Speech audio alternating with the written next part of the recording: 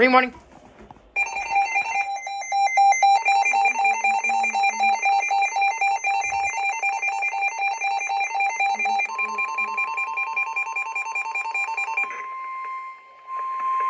The National Weather Service in Ruskin has issued a special marine warning. Finally. Coastal waters from Tarpon Springs to Swanee River, Florida, out 20 nautical miles. Waters from Tarpon Springs to Swanee River, Florida, out 20 to 60 nautical miles until 2:15 p.m.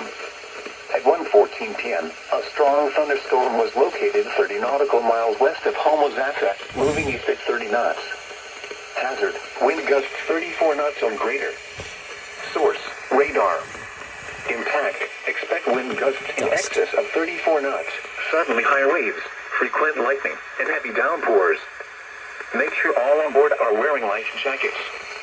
Locations impacted include Azelo, Hernando Beach, Fort Ritchie, Enclosed Key, Bayport, Youngstown, Arapaca, and Crystal River. Move to safe harbor immediately as gusty winds and high waves are expected.